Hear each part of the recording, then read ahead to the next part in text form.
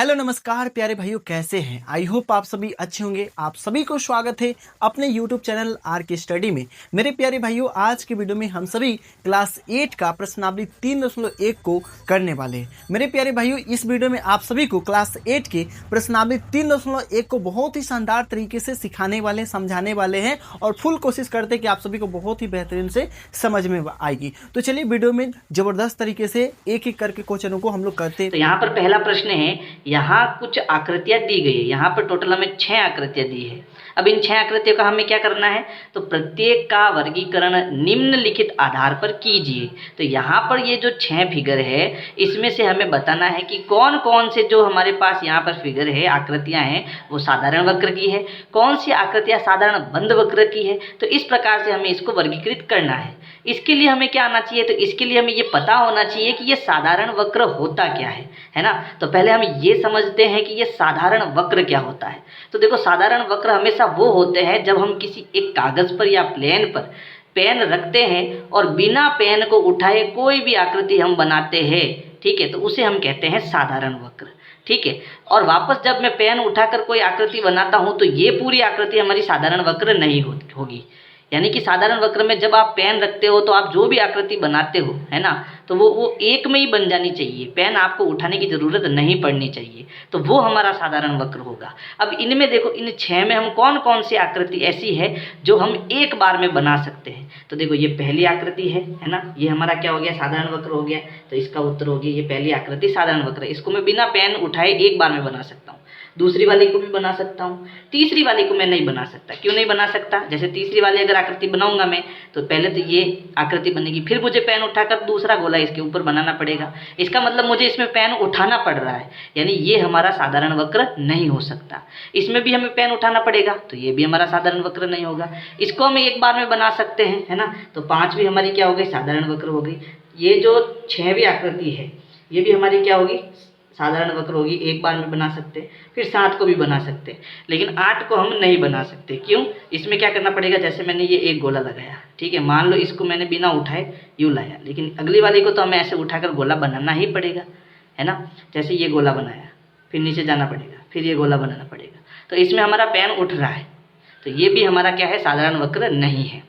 फिर बी देखो, बी है साधारण बंद वक्र, यानी साधारण वक्र भी हो और उसके साथ बंद भी हो। जैसे साधारण वक्र में 2 आकृतियां बना सकता हूँ। एक तो बिना पेन उठाए ये वाली आकृति मैंने बनाई, तो ये मेरा साधारण वक्र हो गया, और दूसरी मैंने मान लो ये आकृति बनाई, लेकिन ये बंद है और ये खुली है। तो हमें बंद जो आकृतियाँ है वो बतानी है कि इनमें से कौन कौन सी है। तो सबसे पहले देखो, साधारण बंद वक्र हमारे 1 2 5 6 7 है। अब इसमें बंद कौन कौन सा है, देखो, पहला बंद है तो ये हमारा उत्तर होगा, दूसरा भी बंद है, ये हमारा उत्तर होगा, पांचवा भी बंद है, तो ये भी हमारा उत्तर है, 6 भी बंद है और 7 भी बंद है। तो ये हमारा क्या हो गया, साधारण बंद वक्र भी यही आंसर हो जाएंगे जो साधारण वक्र के हैं। फिर इसके बाद आता है बहुभुज। तो देखो, बहुभुज क्या होता है, बहुभुज भी एक साधारण बंद वक्र ही होता है, साधारण बंद वक्र ही होता है, लेकिन उसमें भुजाएं होती है ना। भुजाओं का मतलब सीधी लाइनें, सीधी रेखाएं जो होती हैं उनको हम भुजा बोलते हैं, लाइन सेगमेंट, या फिर इसे रेखाखंड भी बोलते हैं। जैसे अगर मैं 3 भुजा लूँ तो 3 भुजाओं से बनी बंद आकृति को हम क्या कहते हैं, त्रिभुज। 4 भुजाओं से बनी बंद आकृति को हम क्या कहते हैं, चतुर्भुज, है ना। तो ये हमारे क्या हो गए, सब बहुभुज हो गए। ठीक है, इनकी विशेषता क्या होती है, इनमें भुजाएं होती है, यानी कि रेखाखंड होते हैं। इसमें ऐसे यूं वक्र नहीं होता, ठीक है, ऐसा शेप नहीं आता वृत्त के जैसा। तो यहाँ पर देखो कौन कौन से है जो बहुभुज होंगे। देखो, इसमें 1 2 3 4 और 5 भुजाएं हैं। इसका मतलब ये हमारा बहुभुज है, क्योंकि इसमें भुजाएं हैं। इसमें भी 4 भुजा है, तो ये भी हमारा क्या है, बहुभुज है। लेकिन इसमें भुजाएं नहीं है, तो ये बहुभुज नहीं हो सकता। ये देखो, यहाँ पर आप कहोगे सर इसमें सीधी लाइनें भुजाएं हैं, ठीक है, तो ये हमारा क्या होगा, बहुभुज होगा। तो देखो, कुछ लोगों ने यहाँ पर इसको बहुभुज बताया है और कुछ ने यहाँ पर इसको बहुभुज नहीं बताया है, ठीक है। लेकिन बहुभुज में वास्तव में क्या होती है, एक भुजा होती है। जैसे अगर मैं इसमें अंदर की तरफ एक बात करूँ तो अंदर एक बहुभुज है, बाहर ये त्रिभुज एक बहुभुज है, तो ये आपके बहुभुज गिने जा सकते हैं। लेकिन ये पूरी आकृति अगर मैं कहूँ बहुभुज है, तो मैं नहीं कह सकता कि ये बहुभुज है ना। तो ये वाली आकृति हमारी बहुभुज नहीं होगी। फिर ये और ये, इन तीनों में क्या आ रहा है, कर्व आ रहा है, वक्र आ रहा है, ठीक है। तो वक्र जब आता है तो वो हमारा बहुभुज नहीं होता, और इसमें भी वक्र आ रहा है तो ये भी हमारा बहुभुज नहीं होता।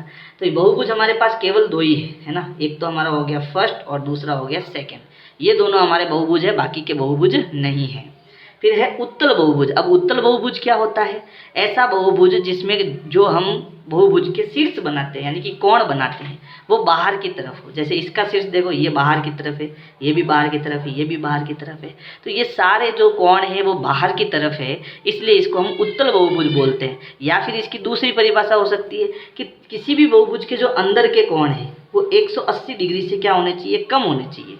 अगर 180 डिग्री से कम है तो वो उत्तल बहुभुज, और 180 डिग्री से ज़्यादा है तो वो अवतल बहुभुज। हम जानते हैं कि 180 डिग्री कितना होता है? जो सीधी लाइन होती है उसको हम 180 डिग्री बोलते हैं। अब जब ये 180 डिग्री से ज़्यादा आएगा, है ना, अंदर की तरफ कोई शीर्ष है वो 180 डिग्री से ज़्यादा आएगा, तो वो हमारा क्या बन जाएगा? वो हमारा अवतल बहुभुज बन जाएगा। तो यहाँ पर देखो, एक दो बहुभुज है हमारे पास, इनमें से देखो ये सारे कोण बाहर की तरफ निकले हुए हैं तो ये उत्तल हो गया। दूसरा, इन सभी कोणों के अंतः कोणों का जो ये अंतः कोण है वो सभी 180 डिग्री से कम है ना, इसलिए ये हमारा कैसा बहुभुज है? उत्तल बहुभुज। तो सेकंड नंबर का जो हमारी आकृति है वो उत्तल बहुभुज है, और ये फर्स्ट नंबर की जो आकृति है वो अवतल बहुभुज है। क्यों? तो देखो इसमें ये कोण, ये कोण और ये कोण और ये कोण, और एक बच गया ये वाला कोण, तो ये वाला कोण हमारा 180 डिग्री से ज़्यादा आ रहा है ना, इसलिए ये हमारा क्या हो गया? अवतल बहुभुज हो गया, पहला नंबर। दूसरी चीज़ अगर आपको बताना हो कि देखो इसका जो एक कोना है वो अंदर की तरफ है ना, बाकी सब बाहर की तरफ है, लेकिन एक कोना अंदर की तरफ है, तो जिसका कोना अंदर की तरफ होता है वो भी हमारा क्या होता है? अवतल बहुभुज होता है। बाकी इन सब के कोने देखो बाहर की तरफ है ना, इसलिए ये उत्तल बहुभुज हो गया। तो ये हो गया हमारा पहला प्रश्न। अब हम दूसरा प्रश्न करेंगे। प्रश्न 2 है, समबहुभुज क्या है? तो समबहुभुज की परिभाषा होती है जिस बहुभुज की सभी भुजाएं तथा कोण समान होते हैं समबहुभुज कहलाता है ना। तो देखो अभी हमने बहुभुज के बारे में पढ़ा था कि बहुभुज क्या होता है कि जिसमें केवल भुजाएं हों, तो भुजाओं द्वारा बंद आकृति जो हम बनाते हैं उसी को हम बहुभुज कहते हैं। जैसे मान लो 3 भुजाएं हैं हमारे पास, तो 3 भुजाओं से मैं बंद आकृति बनाऊंगा तो उसे हम क्या कहेंगे? उसे हम बहुभुज कहेंगे, और इस बहुभुज का नाम क्या हो जाएगा? त्रिभुज हो जाएगा, है ना। लेकिन ये त्रिभुज जो है वो समबहुभुज यानी कि सम त्रिभुज कब बनेगा? जब इसकी तीनों भुजाएं क्या हो? समान हो, है ना। तो परिभाषा हमने क्या पढ़ी कि ये तो हमारा बहुभुज हो गया, लेकिन हमें बताना है समबहुभुज। समबहुभुज का मतलब जिस बहुभुज की सभी भुजाएं समान हो, सभी कोण समान हो। जैसे त्रिभुज की बात करूँ तो इस त्रिभुज की सभी भुजाएं मान लो समान है, तो अंदर के सभी कोण भी क्या होंगे? समान होंगे। इसके जो कोण है वो 60-60 डिग्री के होंगे, ठीक है। ये किस केस में होगा? जब इसकी सभी भुजाएं समान हो तथा सभी कोण समान हो, तब ये हमारा क्या बन जाएगा? एक समबहुभुज बन जाएगा, ठीक है। तो ये जो त्रिभुज है वो हमारा एक बहुभुज है, और इस त्रिभुज को अगर हमने तीनों भुजाएं और तीनों कोण बराबर कर दिए तो ये हमारा क्या बन जाएगा? ये हमारा बन जाएगा समबहुभुज, और इसका नाम हो जाएगा समबाहु त्रिभुज। समबाहु त्रिभुज, है ना। समबाहु त्रिभुज हमने कक्षा 7 में पढ़ा है कि जिसकी तीनों भुजाएं और प्रत्येक कोण बराबर होते हैं उसको हम समबाहु त्रिभुज कहते हैं।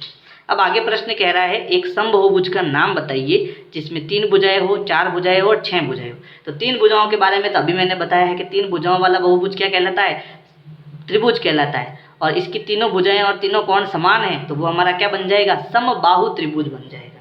तो इसका उत्तर हो जाएगा समबाहु त्रिभुज, ठीक है।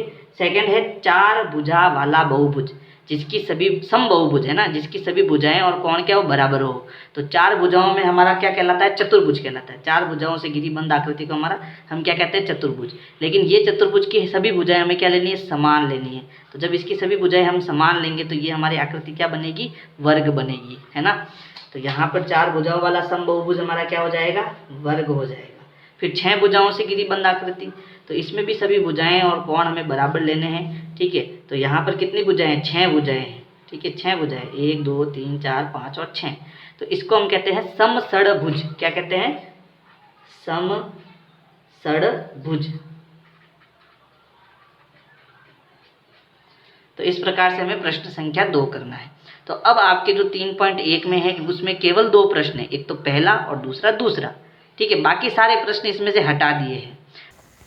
तो मेरे प्यारे भाइयों, एक बार कमेंट, लाइक और सब्सक्राइब कर देना। क्या इस वीडियो में आपको पूरी तरीके से सारे क्वेश्चन समझ में आ गई है? अगर कोई भी किसी प्रकार की दिक्कत हो तो एक बार कमेंट करके जरूर बताना प्यारे साथी। इसी प्रकार से हम लोग कल लेके आ रहे हैं इसके आगे की प्रश्नावली, ठीक है प्यारे साथी। मिलते हैं अगले वीडियो में। जय हिंद, जय भारत।